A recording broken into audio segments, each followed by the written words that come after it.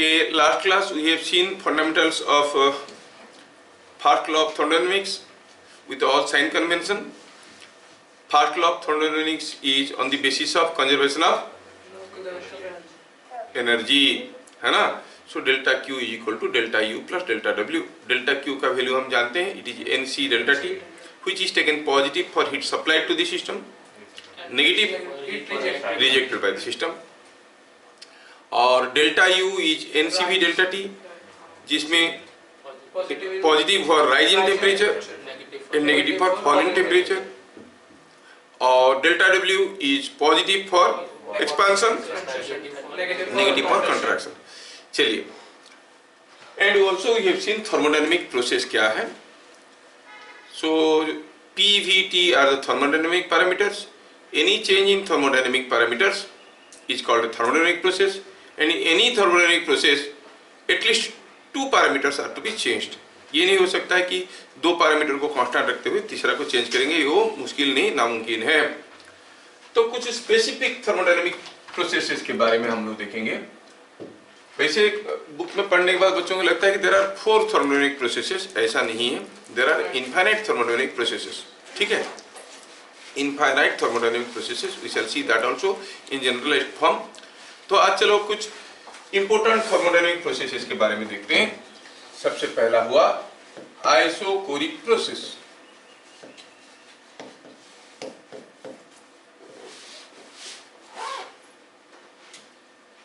क्या है ये प्रोसेस? कौन सा प्रोसेस को आइसोकोरिक प्रोसेस कहेंगे? Any thermodynamic process, any thermodynamic process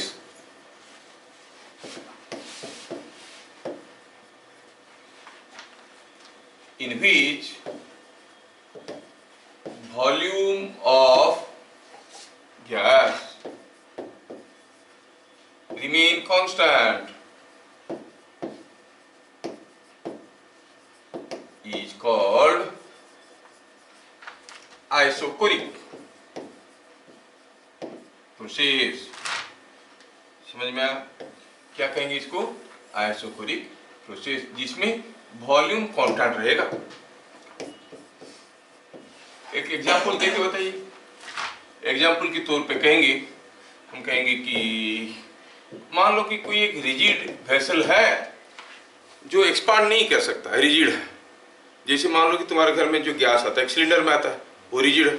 उसको अगर गर्म करोगे तो अंदर का गैस गर्म होगा, टेम्परेचर बदला, प्रेशर भी बदलेगा, बट वॉल्यूम तो ही रहेगा.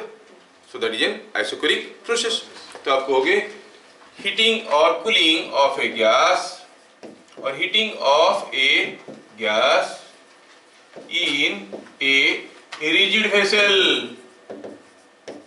कोई रिजिड वेसल में कोई गैस को अगर गर्म करेंगे तो जो थर्मोडायनेमिक प्रोसेस होगा उसको हम कहेंगे आइसोकोरिक प्रोसेस. ठीक है. तो what is the thermodynamic equation?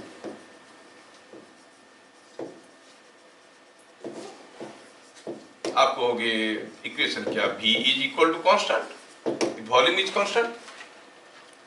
और हमें मालूम है कि फ्रॉम द गैस इक्वेशन हमें मालूम है कि PV is equal to nRT. ये तो हर प्रोसेस के लिए एप्लीकेबल है. This is equation applicable for every process. और एडिशनली ये भी हो गया, इन दोनों को मिला के और एक चीज समझ में आ रहा है कि V कांस्टेंट है, nR भी कांस्टेंट है. इसका मतलब ये हो गया कि P is proportional to T. समझ में आया? Pressure is proportional to T, मतलब टेम्परेचर को डबल करेंगे, प्रेशर डबल हो जाएगा. जिसको आप चाहो तो ऐसे कुछ लिख सकते हो, P1 by T1 is equal to P2 by T2, क्योंकि P by T is a constant. समझ में आया? And what is that constant? nR by V. तो सारे छोटे छोटे चीजों पे छोटे छोटे क्वेश्चंस आएंगे. In an isochoric process if the temperature is doubled, what will happen to the pressure? और दिया रहेगा टेम्परेचर पहले इतना था 27 डिग्री सेंटीग्रेड, हो गया 37 डिग्री सेंटीग्रेड. प्रेशर पहले 1 एटमॉस्फेरिक था, अब कितना होगा बताओ? तो आपको इस अकॉर्डिंगली करना है. ध्यान रखना है कि जो टेम्परेचर है वो कौन सा यूनिट में है? एब्सोल्यूट टेम्परेचर में, केल्विन स्केल में है. ठीक है. तो P1 by T1 is equal to P2 by T2, ये हो गया thermodynamic equation.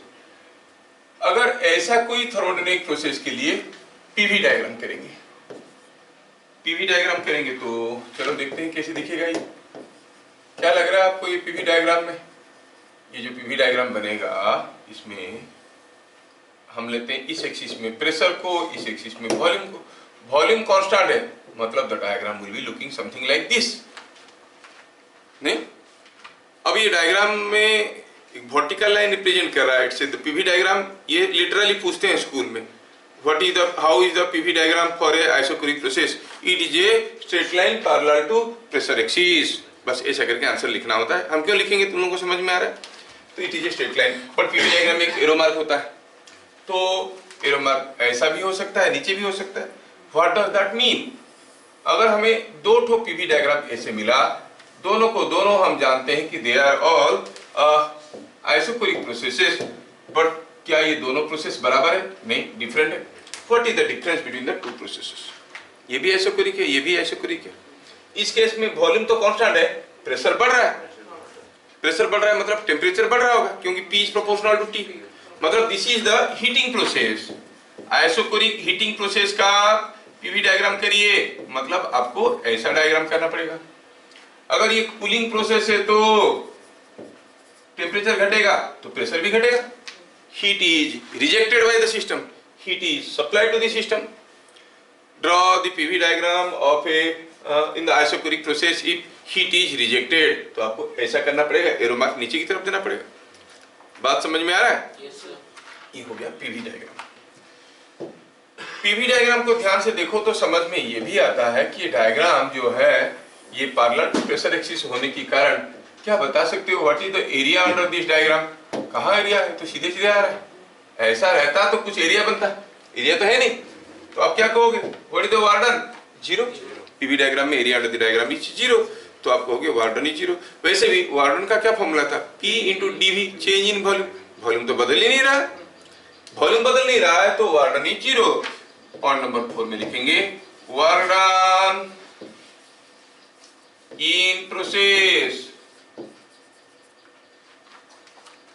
Is equal to zero, और सीधे लिखेंगे P डीवी। डीवी का वैल्यू जीरो होने के कारण it is zero. Work done in this process is zero. अच्छा, वार्डन जीरो हो गया तो थोड़ा सा फास्ट लॉ ऑफ थर्मोडायनेमिक्स को लगाओ। Delta Q. आप कहोगे delta Q is equal to delta U plus delta W, और डेल्टा डब्ल्यू बन गया जीरो। मतलब delta Q is equal to delta U. मतलब जो भी हीट आप दिए सारा क्या बन गया? इंटरनल एनर्जी बन गया। All the heat supply to the system converts into internal energy. समझ में आया? तो क्या लिखेंगे? All heat supply to the system. थोड़ा इसको जगह यहाँ पे बनाते हैं।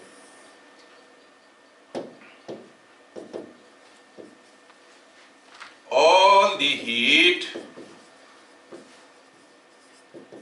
supplied to the system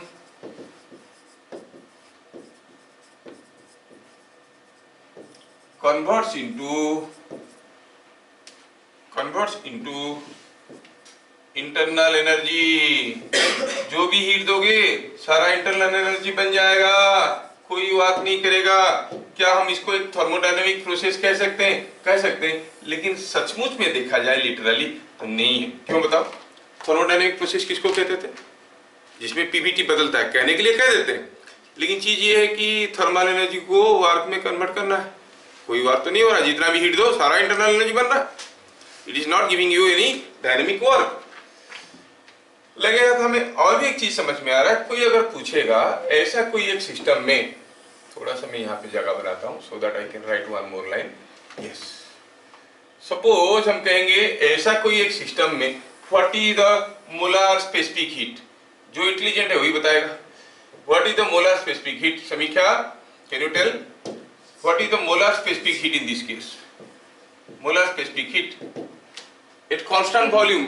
yes, CV है, सिंपल सा है। It is CV, molar specific heat at constant volume हो गया CV। आया समझ में?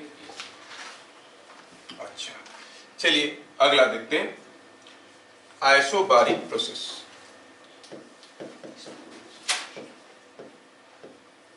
ये सारा चीज फिर इसके लिए भी देखेंगे। किसको किसको, ये कौन सा प्रोसेस है? कोई प्रोसेस को आइसोबारिक कब कहेंगे? बार किसका यूनिट है? बार प्रेशर का यूनिट है। प्रेशर कांस्टेंट रहेगा तो हम कहेंगे आइसोबारिक, है ना। तो हम कहेंगे इट इज द प्रोसेस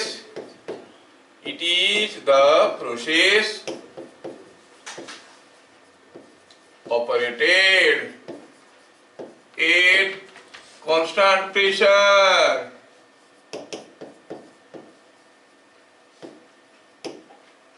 अच्छा, एग्जाम्पल बताओ। एग्जाम्पल हुआ slow heating of a gas. Previous class में हम लोग डिस्कशन किए थे। Slow heating of a gas in a, मैं लिख लेता हूं फिर समझा दूंगा। Vertical cylinder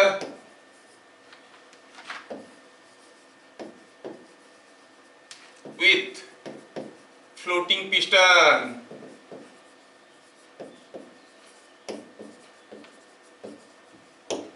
Slow heating of a gas in a vertical cylinder with a floating piston। मतलब आपको ऐसा एक सिलेंडर लेना है जिसमें गैस को स्लोली हीट करना है और इसके अंदर एक पिस्टन रहेगा जो कि फ्लोट कर रहा है, मतलब ऊपर नीचे जा सकता है। और ये जो आपका क्या कहते हैं, जस्ट मिनट, ये जो गैस है, ये गैस को आप स्लोली हीट कर रहे हो। दो चीज ध्यान रखना, slow heating with floating piston, ये दोनों कंडीशन सेटिस्फाई करेगा तो ये एक कांस्टेंट प्रेशर प्रोसेस बनेगा। क्यों कांस्टेंट प्रेशर प्रोसेस बनेगा? मैं पहले भी बताया हूं कि जब भी हम ऐसा केस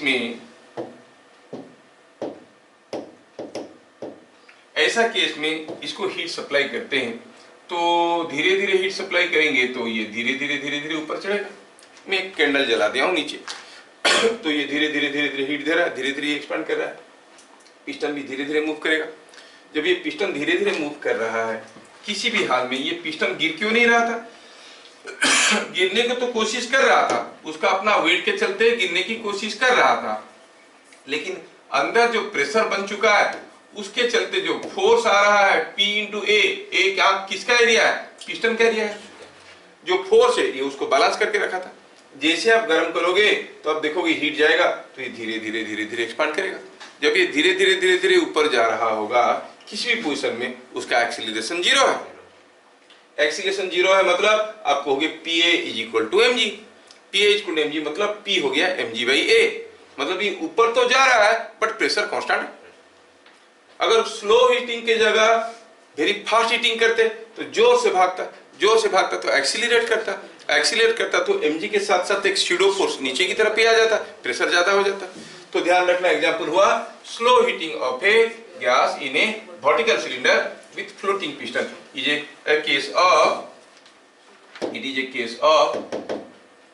कांस्टेंट प्रेशर और आइसोबैरिक प्रोसेस। ठीक है।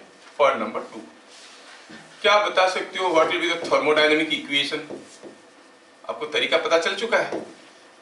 थर्मोडायनेमिक इक्वेशन जो है वो यहाँ पे है P इज कांस्टेंट, और वैसे भी हमें मालूम है कि P भी तो nRT होता ही है। तो ये दोनों को मिला के आपको क्या मिल रहा है? देखो तो क्या कहोगे? इससे मिल रहा है कि V इज, P कांस्टेंट इधर ले आओ, nR ऐसे भी कांस्टेंट है, V इज इक्वल और V is proportional to T, मतलब V1 by T1 is equal to V2 by T2। क्या बात समझ में आया? ये जो आइसोबैरिक प्रोसेस है इसके ऊपर मोस्टली क्वेश्चंस आते हैं, क्योंकि बड़ा इंटरेस्टिंग क्वेश्चंस इसके ऊपर बन सकते हैं। तो ये हो गया आइसोबैरिक प्रोसेस। ठीक है। नंबर 3, ऐसा कोई एक प्रोसेस में आप जानते हो कि डेल्टा यू क्या होता है? It is NCV delta T. ये तो किसी भी प्रोसेस में होता है। डेल्टा यू होता है NCV डेल्टा टी, नहीं? अच्छा, ये तो बाद में लिखेंगे, हम लोग पीवी डायग्राम देखने वाले थे। पीवी डायग्राम देखते हैं। पीवी डायग्राम देखेंगे तो क्या कहेंगे इसमें? चलिए मैं पीवी डायग्राम ड्रॉ करने की कोशिश करता हूँ आइसोबैरिक प्रोसेस के लिए। क्या आप लोग गेस करके बता सकते हो? थोड़ा सा क्लू देता हूँ कि the PV diagram is a straight line parallel to one of the axis. कौन सा एक्सिस को पैरेलल होगा? वॉल्यूम एक्सिस को पैरेलल होगा। अब ऐसा हुआ तो it needs an arrow mark to be explain. तो आप ऐसे भी हो सकता है, ऐसा भी हो सकता है। इस केस में जो वर्क होगा पॉजिटिव वर्क होगा कि नेगेटिव वर्क होगा?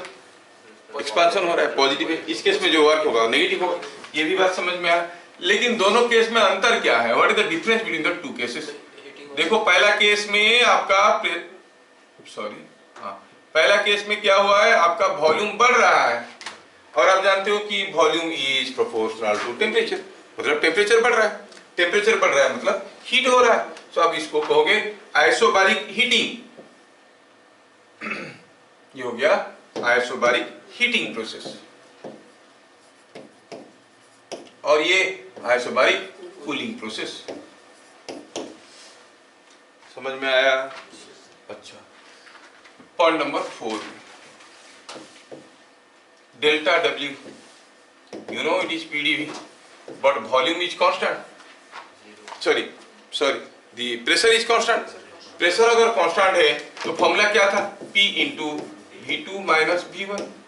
मतलब शुरू में अगर हम कहेंगे कि वॉल्यूम V1 था, बाद में वॉल्यूम V2 हो गया, तो आप कहोगे gas is expanded from V1 to V2 and you clearly see V2 is more than V1, so this is positive in this case. इस केस में अगर मैं V1 V2 लिखना चाहूंगा as per are sign convention, तो मैं लिखूंगा कि पहले वॉल्यूम क्या था? पहले वॉल्यूम ये था, अब वॉल्यूम ये हो गया final volume, V2 is final volume. तो यहाँ पर V2 माइनस V1 क्या हो जाएगा? नेगेटिव हो जाएगा, है कि नहीं?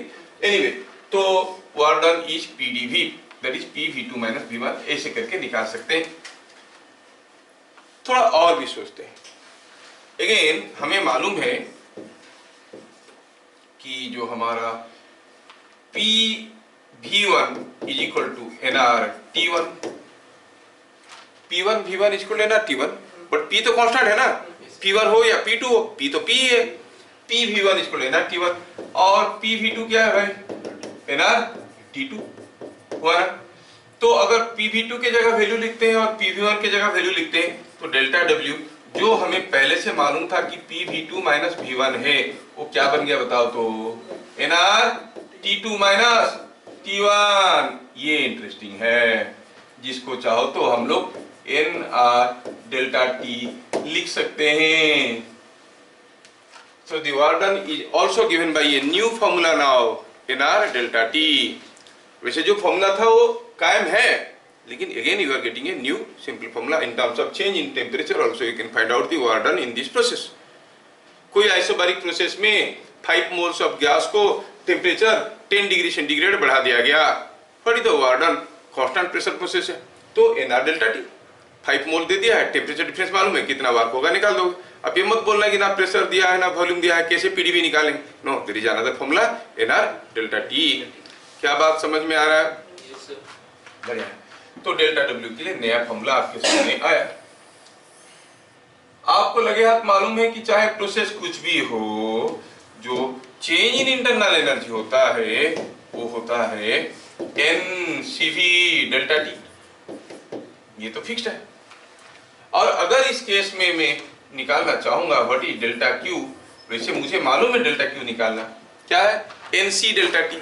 C मतलब molar specific heat at constant pressure, क्योंकि कांस्टेंट प्रेशर प्रोसेस है, तो C का वैल्यू क्या होगा? CP हो जाएगा, तो क्या लिखेंगे? It is NCP dt। आपको अच्छा ऐसा होता है क्या? हाँ, if you want you can verify, you can see bye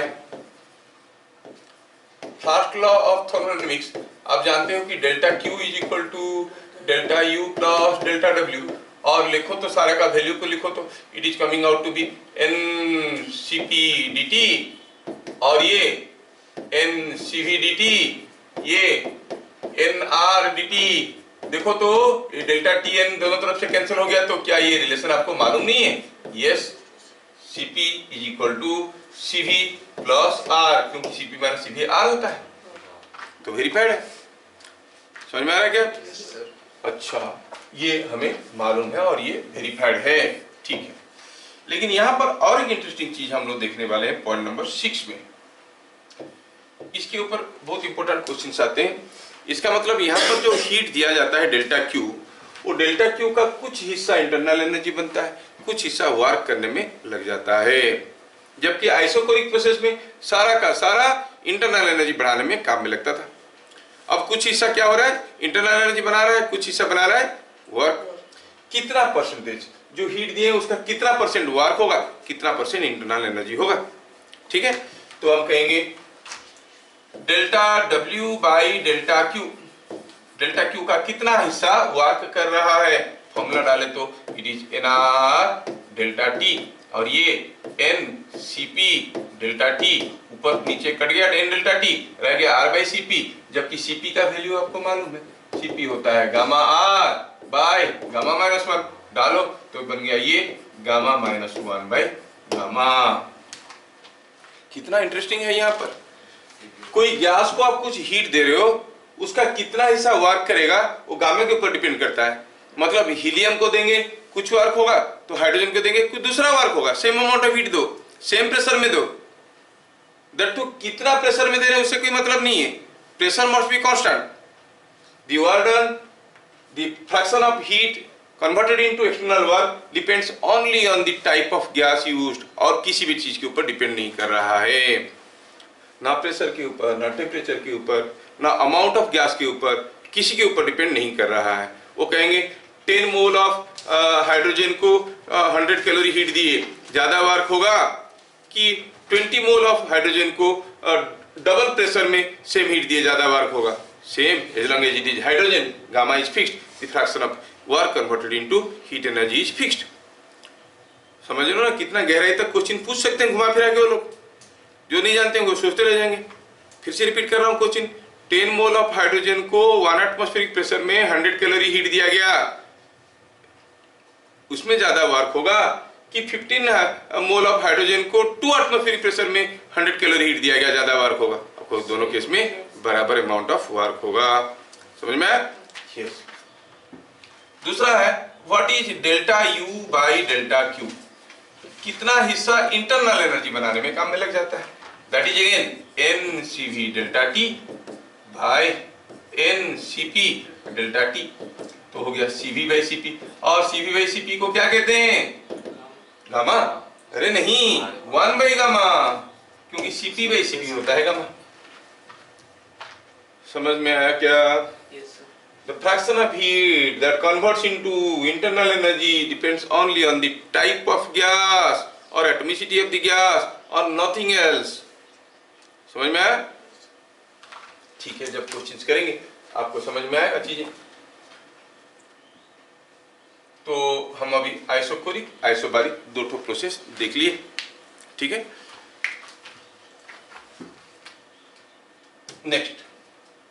next process चलो देखते हैं, दैट इज कॉल्ड आइसोथर्मल। नाम से पता चल रहा होगा, क्या कांस्टेंट होगा बताओ? Temperature. It is the thermodynamic process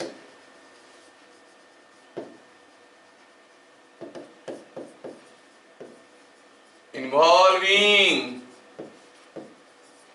constant temperature,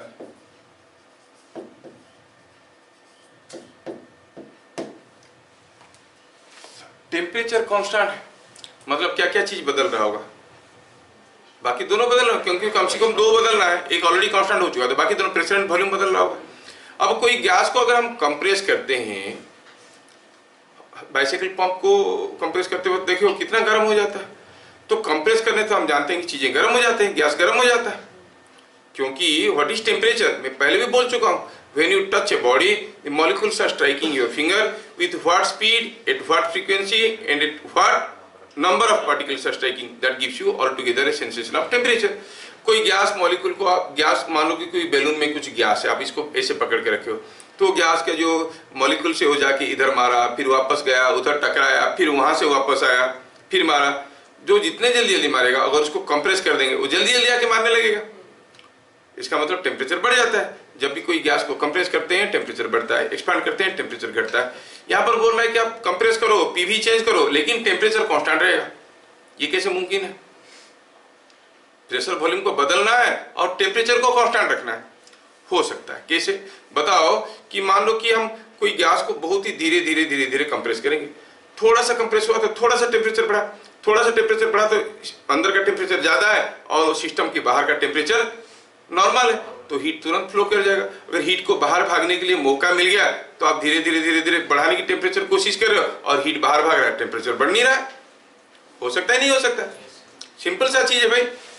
अगर सोचो कि यहाँ पे कोई एक मेटल ब्लॉक है,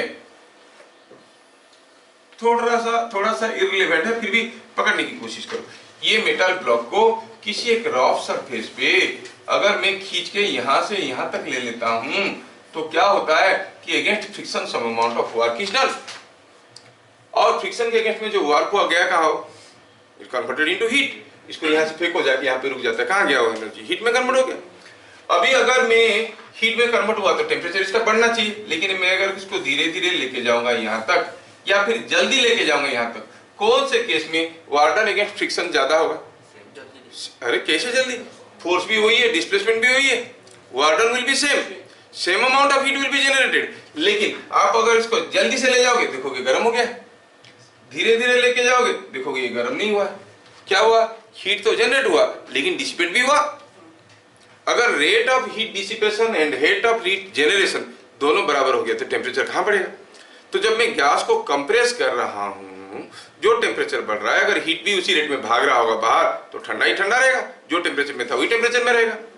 तो कब होगा कोई प्रोसेस आइसोथर्मल? जब वो प्रोसेस स्लो है, क्योंकि हीट को बाहर भागने के लिए समय लगता है। जल्दी से कंप्रेस करेंगे तो कहाँ भाग पाएगा? दूसरा है, बाहर भागने के लिए उसके पास जो आपका कंटेनर वॉल्स है वो भी कंडक्टिंग होना जरूरी है। अगर मान लो कि वुडन वेसल के अंदर कोई चीज को कंप्रेस करोगे तो हीट कैसे भागेगा? भाग भी तो नहीं सकता। It should B A Kapoor vessel और एक थर्मली कंडक्टिंग वेसल, और उसको स्लोली कंप्रेस करोगे या स्लोली एक्सपांड करोगे तो जो भी चेंज इन टेम्परेचर होगा वो हीट लेन देन करके बैलेंस हो जाएगा। बात समझ में आ रहा है? तो एग्जाम्पल में क्या लिखेंगे? एग्जाम्पल हुआ इसका स्लो कंप्रेशन, इसमें slow is very important, slow compression of gas in a thermally conducting vessel, thermally conducting vessel,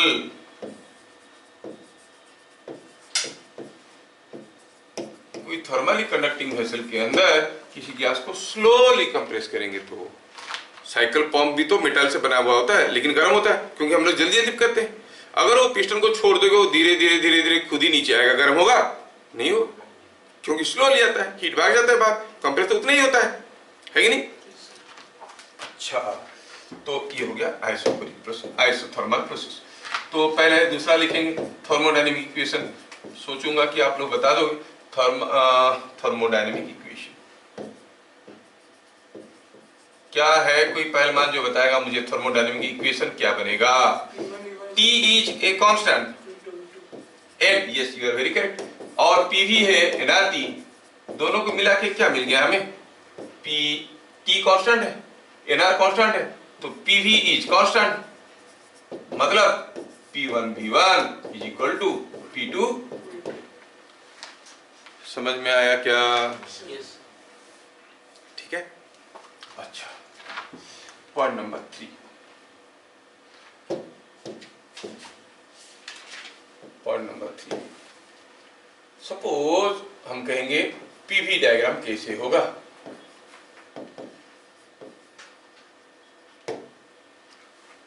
अगर मैं प्रेशर को पीवी डायग्राम ड्रॉ करने की कोशिश कर रहा हूं, प्रेशर को ले लिया y एक्सिस में और वॉल्यूम को ले लिया x एक्सिस में, तो आप देखोगे उसका पीवी डायग्राम जैसे जैसे v बढ़ेगा p घटेगा, क्योंकि p into v constant, v बढ़ा p घटा, v घटा p बढ़ा, और ऐसा हुआ तो हम कहेंगे आइसोथर्मल एक्सपांशन है।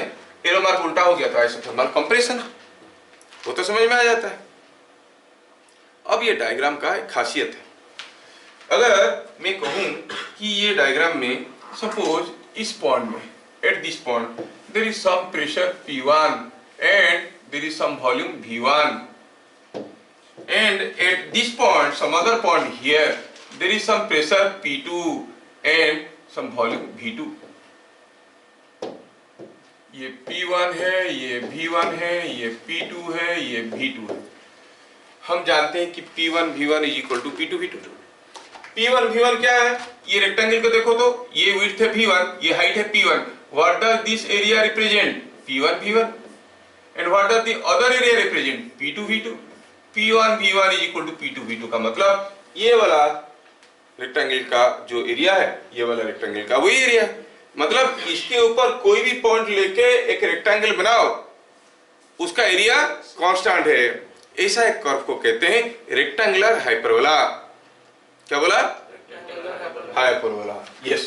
तो कहेंगे PV diagram is the PV diagram is A rectangular hyperbola.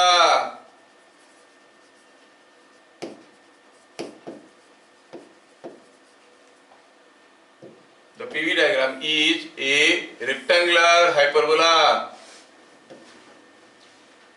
और थोड़ा जगह बना देते हैं, हाइपरबोला ठीक से दिख नहीं रहा। Yes, it's a rectangular hyperbola.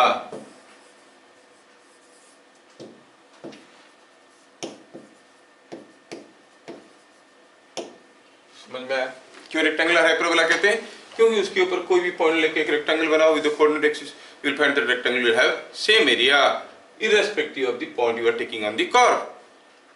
समझ में आया? अच्छा, पॉइंट नंबर 4, डेल्टा यू। वो तो किसी भी प्रोसेस में एनसीवी डेल्टा टी होता है, एनसीवी डेल्टा टी होता है, delta U change in internal energy. लेकिन यहाँ पर टेम्परेचर बदल रहा है क्या? नहीं बदल रहा है। यहाँ पर डेल्टा टी 0 है, temperature is constant. Delta T जो कि T2 माइनस T1 होना चाहिए वो तो 0 है, because this is an isothermal process. Isothermal process में डेल्टा टी 0 हो गया, तो इसका मतलब delta U is 0।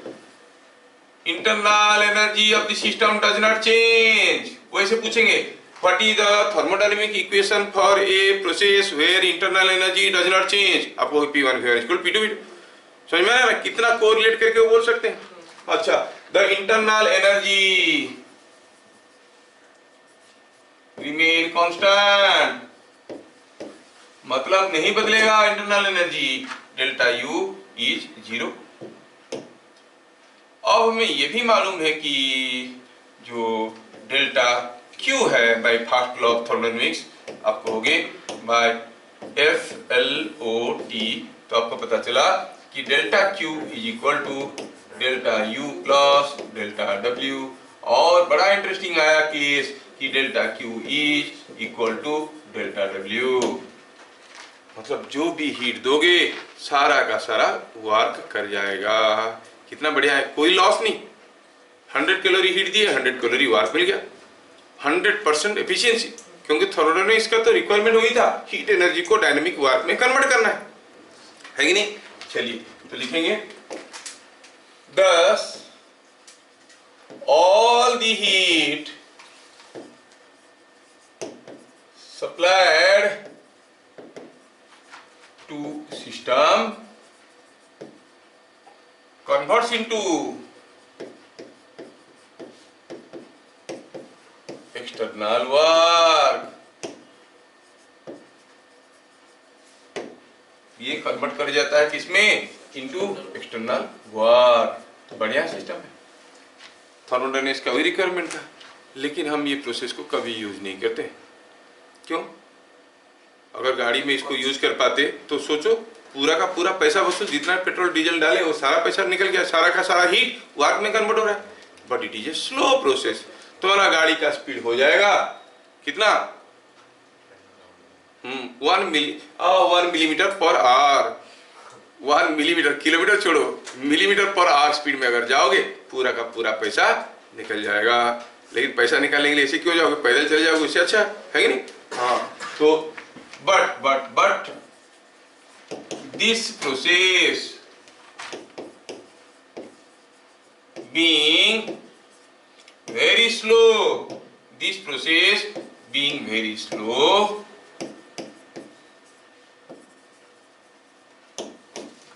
it is not preferred।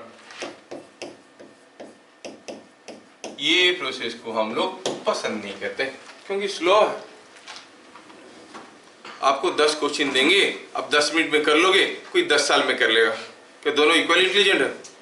हो सकता है इक्वल इंटेलिजेंट है, दोनों का आता है, लेकिन 10 मिनट में करने वाले को भाभा मिलता है। जो 10 साल में करेगा तो ठीक है, नहीं वो किसी काम का नहीं है। अक्सर बच्चे वही करते हैं एग्जाम से आने के बाद, अरे यार टाइम नहीं हुआ मेरे को, और भी बहुत कुछ आता था।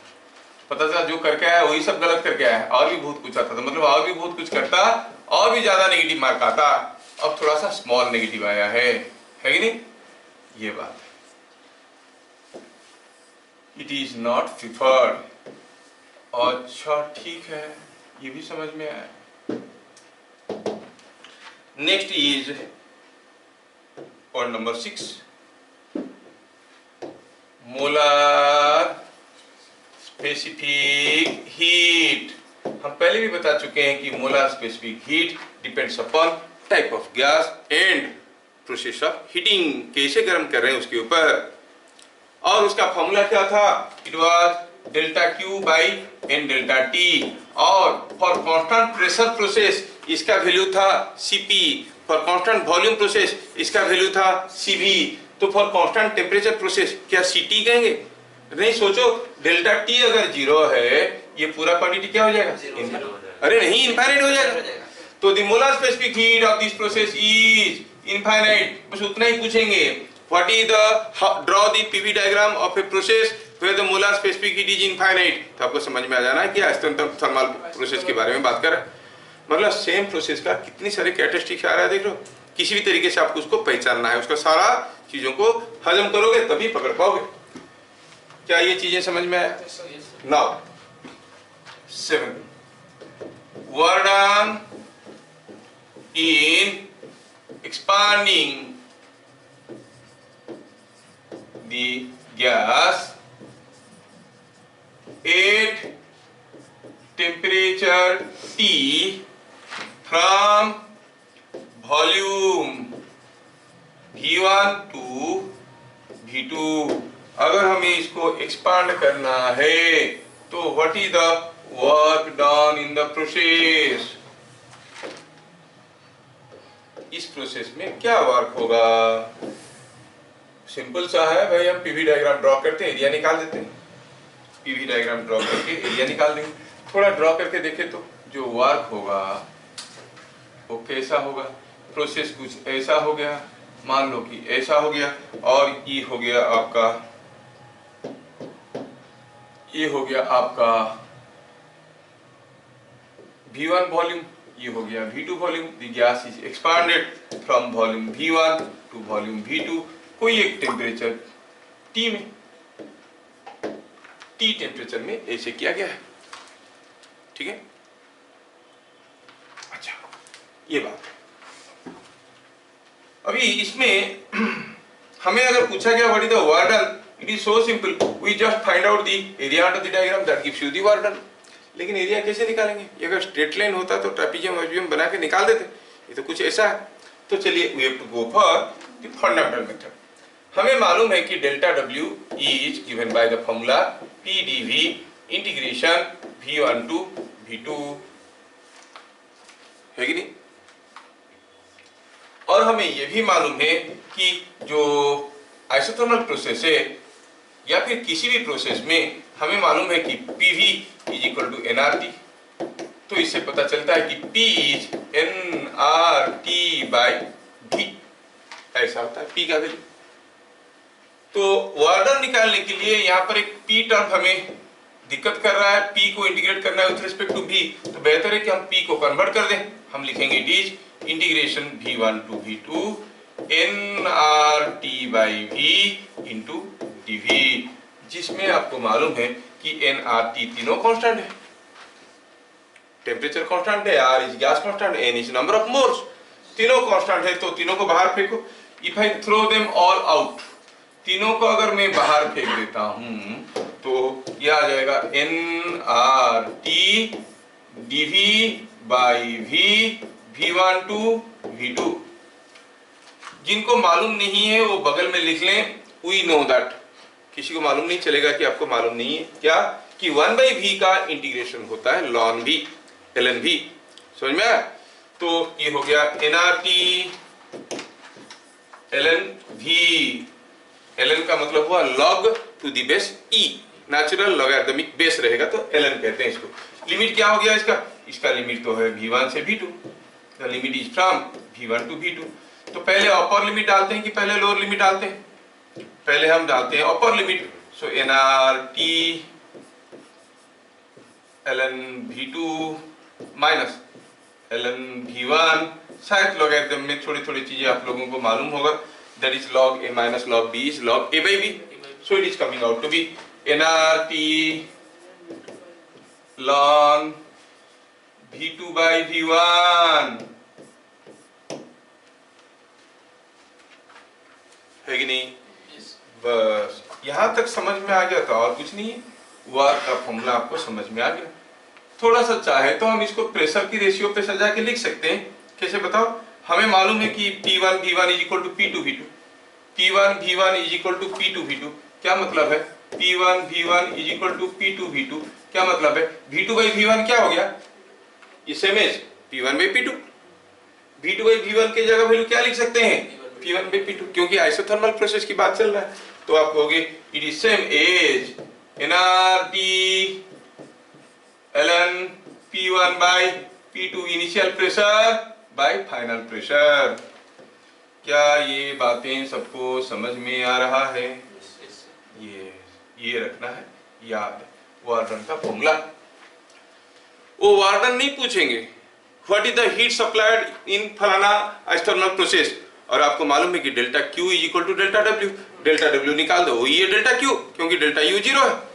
चौकन ना रहना है, क्वेश्चन किसी तरह से भी आ सकता है। What is the heat supplied पूछेंगे तो हमें निकालना है वर्क। क्या बात समझ में आ रहा है? मैं अगर आपको पूछूंगा what is the thermodynamic process where molar specific heat is infinite, you see it is isothermal process. What is the thermodynamic process where all the heat supplied to the system converts into work? Isothermal process. समझ में आ रहा है? What is the process where the amount of work done by supply of heat is independent of type of gas? ये hydrogen है कि helium में कुछ गामा का जरूरत पड़ा क्या? नहीं पड़ा, तो बराबर वर्क हो रहा है। जबकि हमारा इस केस में कौन सा आइसोबारिक में गामा के ऊपर डिपेंड करता था, नहीं? एनीवे, तो चीजें ऐसे ऐसे करके आ रहे हैं हमारे सामने। नेक्स्ट आता है adiabatic process.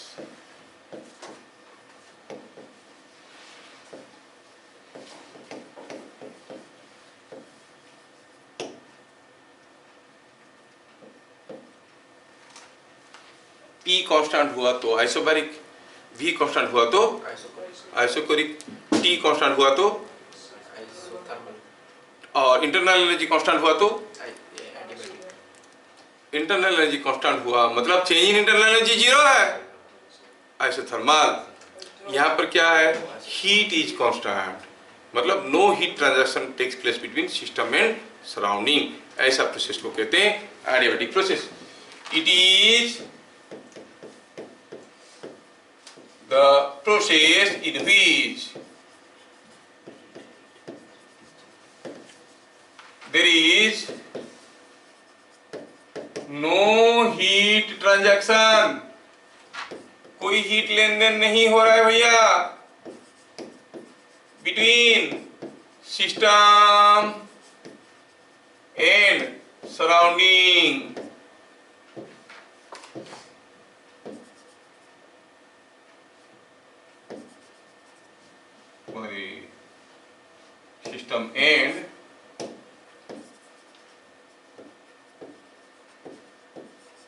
System and surrounding के बीच में कोई हीट लेन देन नहीं हो रहा है। There is no heat transaction between system and surrounding. अब आपको सोचना है, इतना मैं बता चुका हूं कि क्या करेंगे कि जब थर्मोडायनामिक प्रोसेस होगा कोई हीट का लेन देन नहीं होगा, हीट अंदर से बाहर नहीं जाएगा, बाहर से अंदर नहीं आएगा। तो कोई इंसुलेटिंग वेसल के अंदर कंप्रेस करो, वुडन वेसल के अंदर किसी गैस को कंप्रेस या एक्सपेंड करो, है कि नहीं? तो एडियाबेटिक प्रोसेस बन जाएगा। या फिर अगर कंडक्टिंग वेसल है, अगर आप सडनली कंप्रेस कर दोगे तो सडन जब कंप्रेशन हो रहा था तब हीट बाहर भागने के लिए मौका नहीं मिलेगा, बाद में क्या बात अलग है, लेकिन जब प्रोसेस चल रहा था then no heat was transferred, है कि नहीं? There is no heat transaction between system and surrounding. So कोई भी एक थर्मोडायनामिक प्रोसेस एडियाबैटिक होने की जरूरत क्या है, क्या जरूरत है पूरा होने से एडियाबैटिक प्रोसेस बनेगा? Either the process must be very fast और it must be carried out in a insulating vessel. Isothermal होने की कंडीशन क्या था? It should be slow and, और नहीं एंड थर्मल कंडक्टिंग वेसल्स। समझ में आ रहा है? इसमें इट शुड बी फास्ट और इंसुलेटिंग वेसल। समझ में आ रहा है ना? ये डिफरेंस समझ में आना चाहिए। सो क्या कहेंगे? कंप्रेशन ऑफ गैस और fast compression of gas. Fast compression of gas और compression in an insulating vessel, दोनों हो गया तो कोई तकलीफ नहीं है।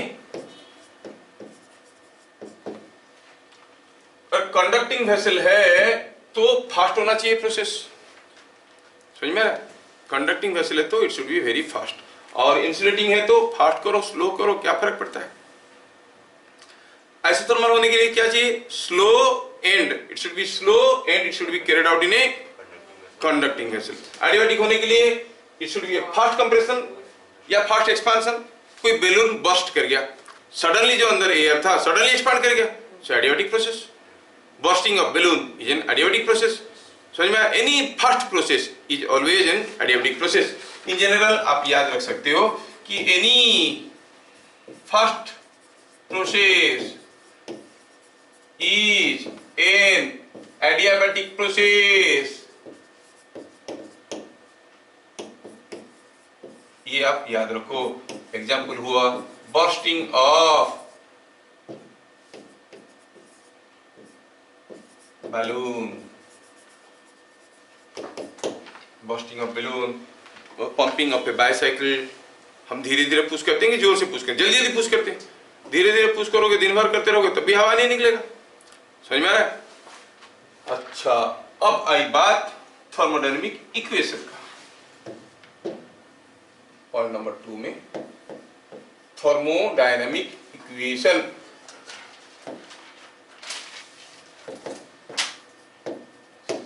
तो यहां पर मैं थर्मोडायनामिक इक्वेशन का डिराइवेशन भी कर सकता हूं। मैं ऑलरेडी एक चीज आपका स्किप किया हूं, that is how come CP मेरा CV is equal to R. मैं बता दिया होता है, लेकिन कैसे होता है नहीं बताया हूं। वो एक लॉन्ग क्वेश्चन है। और derive an expression for thermodynamic equation PV to the power gamma is a constant. कैसे बना? जैसे आइसोथर्मल प्रोसेस के लिए आइसोबैरिक आइसोकोरिक के लिए फटाफट बता देते थे थर्मोडायनामिक इक्वेशन क्या होगा, इसमें बताना थोड़ा मुश्किल है। तो एनीवे मैं बता देता हूं, और मैं दोनों चीज की डिराइवेशन करके एक आपको छोटा सा वीडियो भेज दूंगा जिसमें कैसे बना इसका इक्वेशन बता देंगे, क्योंकि थ्योरेटिकल है, 15-20 मिनट ले लेगा बेकार का, और दिमाग भी हिल जाएगा, बहुत सारा समझना होता है उसमें। 2 लॉन्ग क्वेश्चन को मैं एक सेपरेट वीडियो में बना के आप लोगों को भेज दूंगा। एक हुआ why CP minus CV is equal to R, दूसरा हुआ how come the thermodynamic equation is developed for in adiabatic process. ठीक है, अभी आप विश्वास करो, मैं झूठ नहीं बोल रहा हूँ, भरोसा रखो। कहो तो गीता पे हाथ रख के कह देंगे क्या है? PV to the power gamma is constant, और गामा क्या है सबको मालूम है। थर्मोडायनामिक इक्वेशन क्या है इसका? PV to the power gamma. मैं तुरंत एक वीडियो बना के 1-2 दिन में आप लोगों को भेज दूंगा, उसको देख लेना। उसमें दोनों डिराइवेशन होंगे। स्कूल वाले कभी कभार बताते तो पूछते, नहीं बताते तो नहीं पूछते, लेकिन मेरा काम है बताना, मैं बता दूंगा। ठीक है? स्कूल में पढ़ाया थर्मोडायनामिक्स हो गया तुम लोगों का? हो गया? चल रहा है। मतलब कहाँ तक चला? हो गए नहीं, चल रहा है कि दौड़ रहा है कि भाग रहा है कि सो रहा है मालूम नहीं। Anyway PV to the power gamma is a constant. अच्छा, मैं इसको दूसरे रंग रूप में भी लिखना चाहता हूं। हमें मालूम है कि जो पी भी इज इक्वल टू एनआरटी है, मैं अगर पी को भगा के इन टर्म्स ऑफ भी और टी लिखूंगा तो पी के जगह क्या लिख सकता हूं? NRT by we. पी के जगह लिख सकता हूं एनआरटी बाई वी। एनआर तो ऐसे ही कांस्टेंट है, मतलब P is proportional to T by V। P के जगह अगर T बाई V लिखता हूं, क्योंकि ये कांस्टेंट है, इधर कांस्टेंट है चले जाएगा, इधर आ जाएगा ओनली T बाई V। तो क्या बन जाएगा बताओ? T तो T रहेगा बाई V और ये ऊपर V to the power gamma, so it becomes V to the power gamma minus 1, that is also a constant. Thermodynamic equation दूसरे फॉर्म में भी आ गया, PV to the power gamma is a constant और TV to the power gamma minus 1 is a constant. ये कैसे हुआ, समझ में आया क्या? ये समझ में आया क्या? TV to the power gamma minus कैसे हुआ? मैं P के जगह T बाई V लिख दिया, तो ये TV to the power gamma minus 1। चलो आप लोग खुद मेहनत करो और मुझे बताओ कि I want to write the equation in terms of P and T, मतलब V को भगाना है। हम जानते हैं कि V is proportional to T by P, और आप खुद करो और मुझे बताओ कि P और T में रिलेशन क्या है फॉर एडियाबैटिक प्रोसेस। क्या करना है, V के जगह T बाई P लिखना है, V के जगह T बाई P लिखना है। तो क्या बन जाएगा देखो, तो ऊपर बन जाएगा T to the power gamma और नीचे P to the power gamma और ऊपर था P, तो क्या हो जाएगा P to the power gamma minus 1 is a constant. तो ये तीनों इक्वेशन है इक्वेशन फॉर एडियाबैटिक प्रोसेस। समझ में आया? मैं इनमें से किसी एक को प्रूफ कर दूंगा तो बाकी दोनों तो ऐसे ही डिराइव हो गए, है कि नहीं? क्या याद रहा? देखें, आइसोकोरिक प्रोसेस का थर्मोडायनामिक इक्वेशन क्या था? आइसोकोरिक प्रोसेस जिसमें वॉल्यूम कांस्टेंट है P1 by P2 equal T1 by T2 और P1 by T1 equal P2 by T2। Isobaric process में V1 by T1 is equal to V2 by T2। Isothermal process में P1 V1 is equal to P2 V2। और adiabatic process में ये टेढ़ा सा relation आ गया, PV to the power gamma is a constant. इसको याद रखो, बाकी दोनों बहुत रेयरली यूज होते हैं। समझ में आया?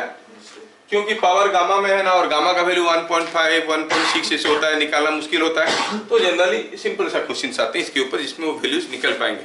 ठीक है, अच्छा, ये थर्मोडायनामिक इक्वेशन हो गया।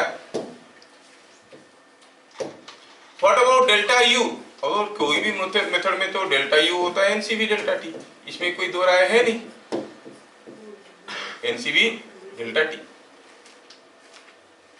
समझ में आ रहा है? Delta U is always NCV delta T. और हाँ, पीवी डायग्राम क्यों नहीं होगा? पीवी डायग्राम करेंगे। अच्छा, तुम बोल रहे हो तो कर देते हैं, चलिए ठीक है। पहले तुम पीवी डायग्राम चाहते हो, पीवी डायग्राम बता देते हैं उसी सीक्वेंस में, पीवी डायग्राम। अब इसमें क्या है, हम जानते हैं कि जो हमारा गामा है वो gamma is A positive quantity and that is always more than 1, क्योंकि Cp बाई Cv होता है और Cp is always more than Cv, तो मोर देन 1 है। तो आप देखोगे इसमें अगर हम V को बढ़ाएंगे P घटेगा, V को घटाएंगे P बढ़ेगा, तो इसका भी डायग्राम कुछ दिखने में इस किस्म का होता है। अब इस किस्म का मतलब इसका कोई नाम नहीं है, क्योंकि गामा का वैल्यू बदल जाएगा, अलग अलग बन जाएंगे, दिखने में कुछ इस किस्म का होता है। समझ में आ रहा है? तो एक और का नाम क्या है? कोई नाम नहीं है। क्यों नहीं है? क्योंकि गामा का वैल्यू अगर 1 हो जाएगा तो ये कुछ अलग हो जाएगा, रेक्टेंगुलर हाइपरबोला हो जाएगा, PV इक्वल टू कांस्टेंट हो जाएगा। गामा का वैल्यू 1 तो हो ही नहीं सकता, गामा का वैल्यू 2 हो जाएगा, कुछ दूसरा बन जाएगा, 3 हो जाएगा, कुछ तीसरा बन जाएगा। तो गामा का वैल्यू के ऊपर डिपेंड करता है, इसलिए इस कर्व का कोई नाम नहीं है। PV diagram looks something like this. समझ में आया? प्रेशर बढ़ेगा, वॉल्यूम घटेगा, प्रेशर घटेगा, वॉल्यूम बढ़ेगा। Point number 4, what is delta Q?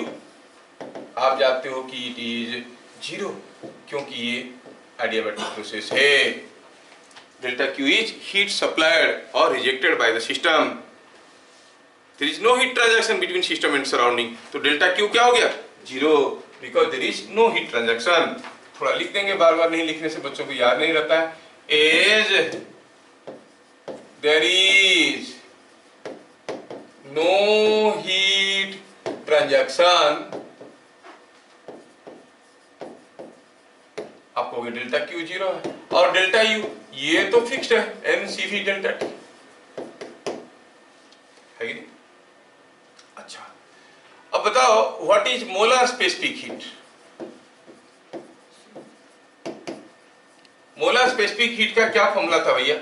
क्या याद है आपको फॉर्मूला क्या था? It was C is equal to delta Q by N delta T. Delta Q क्या है? 0, तो ये क्या हो गया? 0। सो आइसोथर्मल प्रोसेस में C का वैल्यू क्या था? इनफाइनाइट। एडियाबैटिक प्रोसेस में C का वैल्यू क्या है? 0। याद रखना है। कांस्टेंट प्रेशर प्रोसेस में सी का वैल्यू क्या है, gamma R by gamma minus 1 CP. Constant volume process में CV R by gamma minus 1। अलग अलग प्रोसेस में सी का वैल्यू अलग अलग होता है। हम बताएं इनफाइनाइट प्रोसेस है तो there are infinite values of C, समझ में आ रहा है, there are infinite values of C. Anyway अभी पॉइंट नंबर 5 में जाएंगे। By first law of thermodynamics हमें मालूम है कि delta Q is equal to delta U plus delta W, और डेल्टा क्यू तो है 0, ये क्वांटिटी है 0, तो इसका मतलब what is the work done, it is minus of delta U.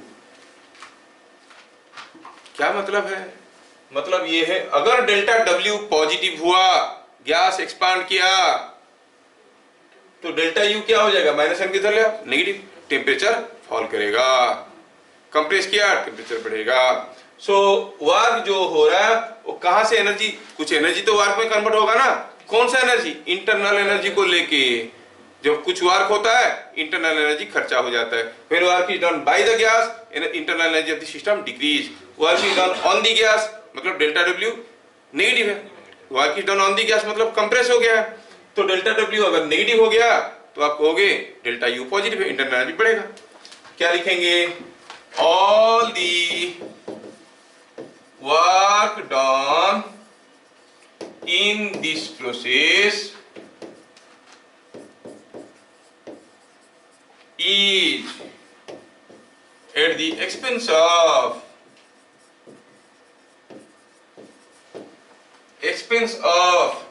internal energy.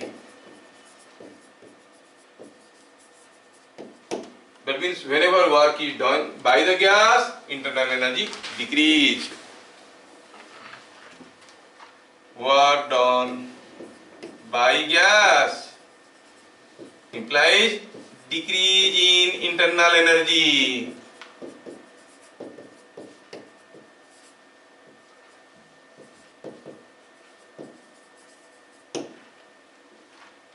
समझ में आया क्या?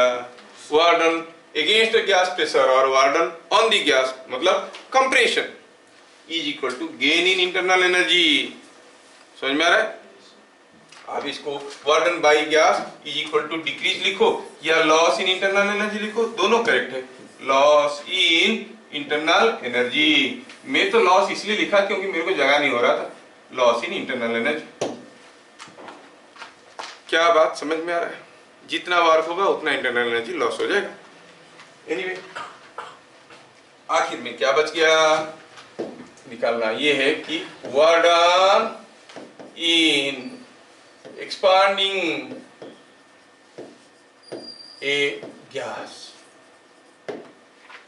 कोई गैस को एक्सपांड करेंगे किसमें, एडियाबैटिकली, मतलब जब एक्सपांशन हो रहा है ना हीट दे रहे हैं ना हीट ले रहे हैं, नहीं तो हमें डेल्टा डब्ल्यू निकालना है।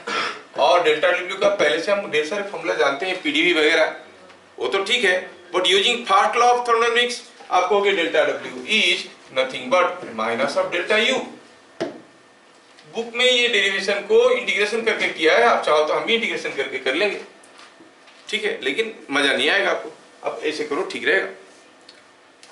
और आपको मालूम है कि delta W is delta U is NCV T2 minus T1 with a minus sign. If I take the minus sign in, I find NCV T1 minus T2. और हमें यह भी मालूम है कि CV is R by gamma minus 1 T1 minus T2. और हमें यह भी पता चला कि nRT1 minus nRT2 by gamma minus 1 is the work done. But nRT1 क्या होता है? P1 V1, nRT2 P2 V2 by gamma minus 1. क्या मेरी बात समझ में आया? So you say the work done in the process can be found using all these formulae. Either you know the internal energy minus of change in internal energy हो गया ये, और P1 V1 minus P2 V2 by this, और nr by gamma minus 1 into T1 minus T2। समझ में आ रहा है क्या? एडियाबैटिक प्रोसेस में वर्क निकालना कोई मुश्किल चीज तो है नहीं। ठीक है। अब यहाँ पे आपको थोड़ा सा हचपच इसलिए लग रहा होगा कि दोनों का पीवी डायग्राम देखने में एक जैसा है, दोनों का पीवी डायग्राम देखने में एक जैसा है, तो देख के कैसे पता करेंगे? हम पहले बोल चुके हैं कि from the PV diagram itself you can get everything. नहीं तो देख के कैसे पता करेंगे कि कौन सा एडियाबेटिक है, कौन सा आइसोथर्मल है? But before that I tell you in general, उसको भी देखेंगे। In general a thermodynamic process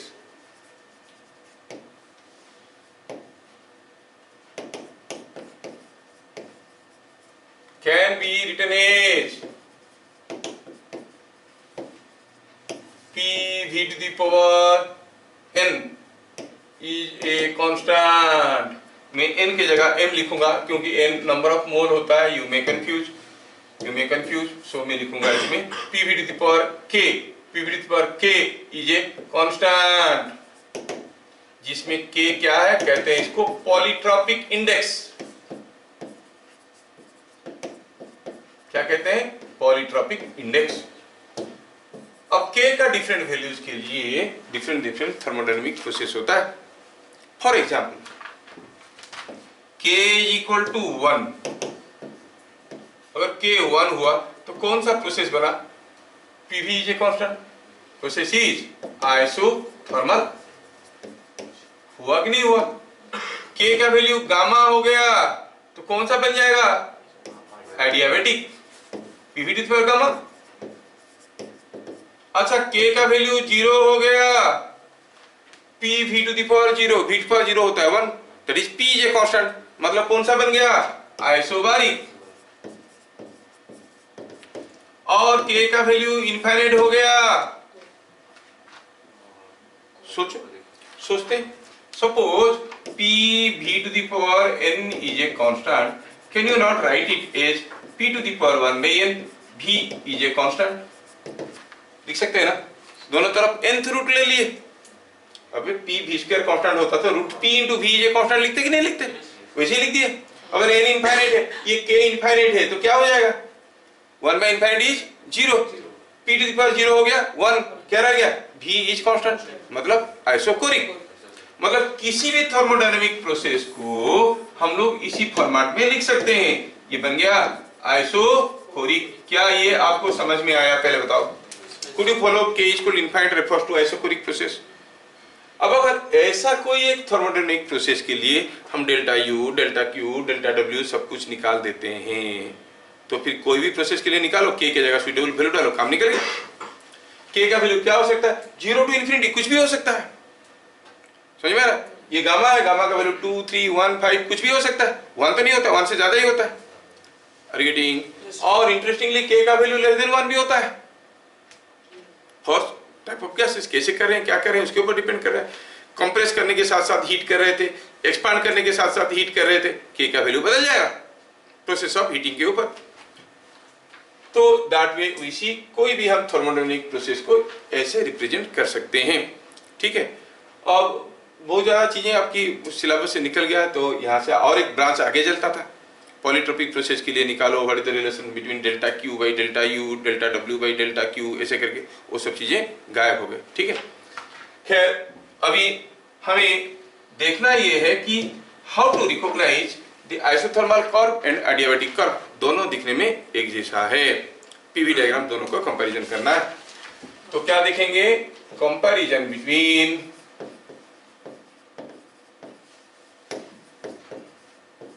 isothermal and adiabatic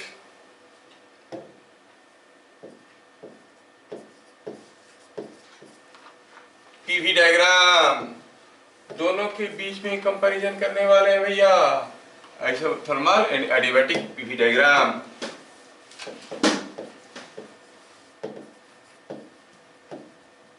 मेरा काम है पूरा बताना, पूरा बता दूंगा, लेकिन आप लोग थोड़ा सा चीज को लिखोगे खाली। इसका एक कंक्लूजन याद रखना है बस। ठीक है। कोई आपको पूछेगा नहीं कि प्रूव दैट क्या होता है कि ये होता है। समझ में आ रहा है? खैर मैं बताने की कोशिश करता हूँ। सपोज हमारे पास कोई एक कर्व है जिसका इक्वेशन है something like y is a function of x, और मुझे पूछा गया what is the slope of the curve at this point. ये पॉइंट में अगर हमें स्लोप निकालना है तो पहले हम क्या करते हैं कि we draw a tangent at that point, और देखते हैं कि वो हॉरिजॉन्टल एक्सिस के साथ क्या एंगल कर रहा है। मैं यहाँ पे एक टेंजेंट ड्रॉ किया तो ये ऐसा एंगल कर रहा है, और हम कहेंगे slope eight this point is tan theta. ये तो मालूम होगा, नहीं, स्लोप हो गया tan थीटा। मैं क्या करता हूं यहाँ पे, I consider two small variation. Suppose मैं कंसिडर करता हूं x का वेरिएशन, छोटा सा x का वेरिएशन, जिसको मैं कहूंगा delta x, and corresponding to this delta x change there is a change in y also, I call it delta y। थोड़ा ध्यान से देखना भाई, डिफिकल्ट नहीं है, जो डिफिकल्ट लगेगा भूल जाओ, कोई जरूरत नहीं है याद रखना, वो उनके लिए है जो कुछ जानना चाहते हैं। So when x value increases by delta x, y value changes by delta y, और delta x is very small length. तो अगर ये बात है तो आपको मिलेगा कि ये जो एक ट्रायंगल है, ये जो ट्रायंगल है उसका ये वाला एंगल क्या मिलेगा, वही थीटा, क्योंकि ये थीटा था, नहीं, और ये वैल्यू कितना है, ये वैल्यू है डेल्टा y, और ये वैल्यू है डेल्टा x। तो स्लोप क्या होता है, tan थीटा। tan थीटा क्या हो गया, delta y by delta x। So in A y versus x diagram, slope is given by delta y by delta x। In A PV diagram slope कैसे निकालेंगे, delta p by delta v। बात समझ में आ रहा है कि नहीं आ रहा है, क्योंकि इधर p रहेगा इधर v रहेगा। अच्छा, तो वो चीज को लिखते हैं। तो point number 1, slope of A PV diagram. हाँ, तो यहाँ पर जो कंक्लूजन आया लिख देते हैं। स्लोप क्या हो गया, slope is tan theta and what is that, delta y by delta x। ये तुम लोगों की जानकारी के लिए, फिजिक्स में इंक्लूड नहीं है, is for your general knowledge, ठीक है, this is for your general knowledge, आपकी जानकारी के लिए बना कर रख दिया। अच्छा, slope of PV diagram is equal to क्या हो जाएगा, dp बाई dv। कोई भी एक PV डायग्राम का स्लोप होगा dp बाई dv। क्यों होगा, ये सामने पड़ा है, देख लो, समझ में। For isothermal curve, you know PV is a constant, or P can be understood as, I can write P is equal to ये constant by V। लिख सकते कि नहीं लिख सकते, ये constant by V। अच्छा, ये बात है, तो चलो निकालते हैं dp by dv। dp by dv क्या हो जाएगा, ये constant by V को आप लिख सकते हो kv to the power -1। अब डिफरेंशिएशन करना सबको आता है, माइनस साइन उतरेगा नीचे, ये minus K v to the power -1 इज minus K v to the power -2, नहीं। और k का वैल्यू क्या है, k का वैल्यू क्या है, pv, k का वैल्यू है pv, k है pv, मतलब यहाँ पे अगर pv लिख देते हैं तो क्या हो जाएगा, minus p by v। k की जगह लिख दिए pv, एक v और ये v टू द पावर -2 कट के क्या हो गया, v to the power -1, p v to the power -1 is same as p by v, और माइनस साइन तो बाहर था ही था। क्या मेरी बात समझ में आ रहा है, यस। तो यहां पर हो गया आपका slope of isothermal curve is p by v। Slope of adiabatic curve, slope of adiabatic curve is also dp by dv, नहीं। अच्छा, slope of adiabatic curve for isothermal curve, थोड़ा सा मॉडिफाई करके लिखते हैं, लिखने में गड़बड़ हो गया। for adiabatic curve, ठीक है, for adiabatic curve जो PV का रिलेशन है, आप जानते हो कि P v to the power gamma is a constant. आप इसको लिख सकते हो P is equal to a constant by v to the power gamma.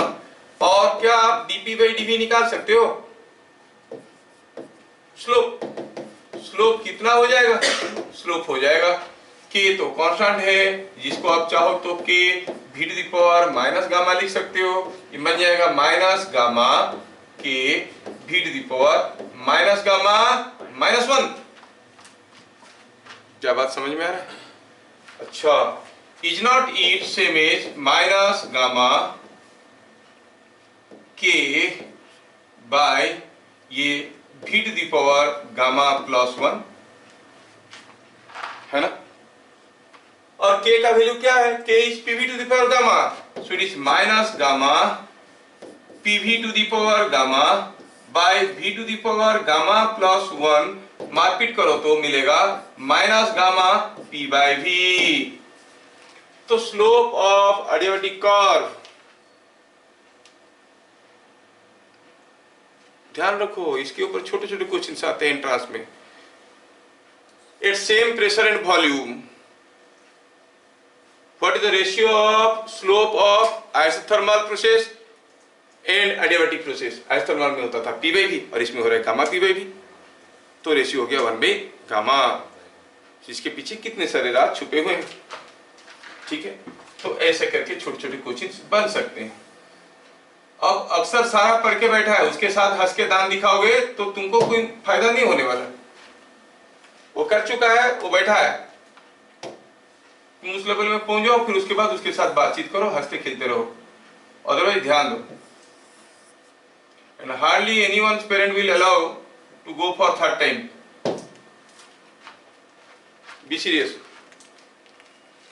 तो रेशियो क्या हो जाएगा, आइसोथर्मल कर्व का स्लोप बाय एडियाबैटिक कर्व का slope at the same pressure volume will be 1 by gamma, ठीक है।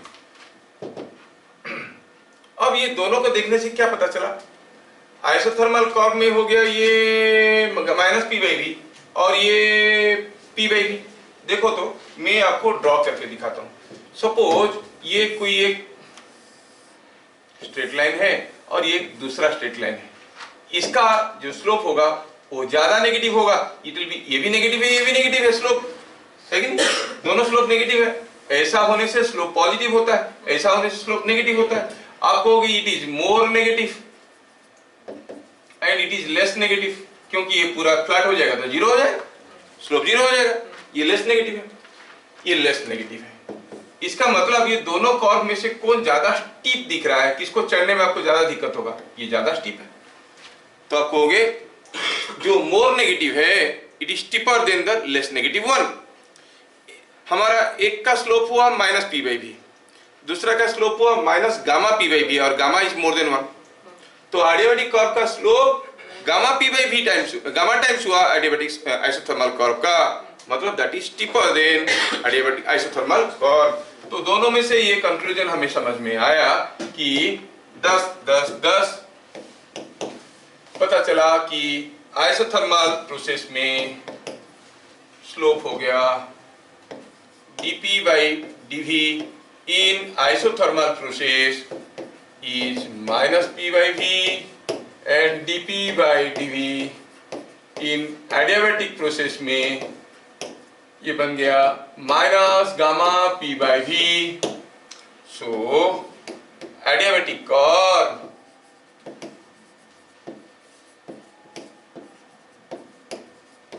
is steeper than isothermal curve।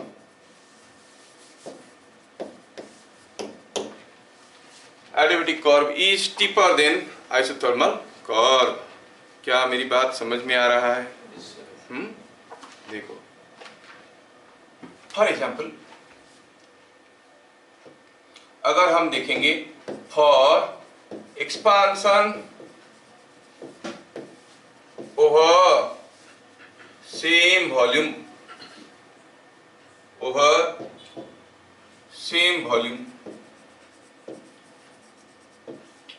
and for compression over same volume, दोनों curve को ड्रॉ करने की कोशिश करेंगे। देखो क्या हो रहा है, बड़ा इंटरेस्टिंग रिजल्ट आएगा और आपको ये याद रखना है। फॉर कंप्रेशन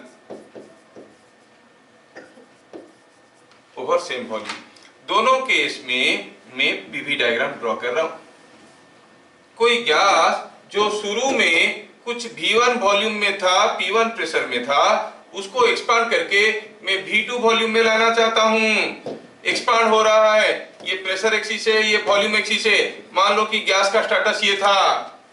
चॉइस दो है मेरे पास, आइसोथर्मली एक्सपांड कर सकता हूं, एडियाबैटिकली एक्सपांड कर सकता हूं, और दोनों कर्व दिखने में एक जैसा है। तो एक ऐसा कुछ दिखेगा तो दूसरा ऐसा कुछ दिखेगा।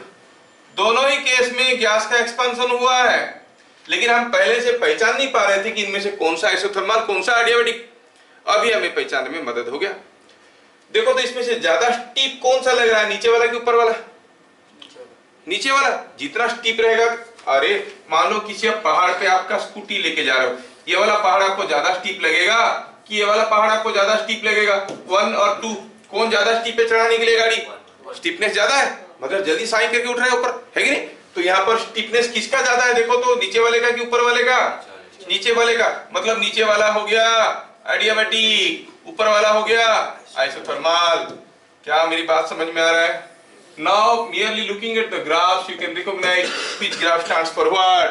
ऊपर वाला है आइसोथर्मल, नीचे वाला है एडियाबैटिक।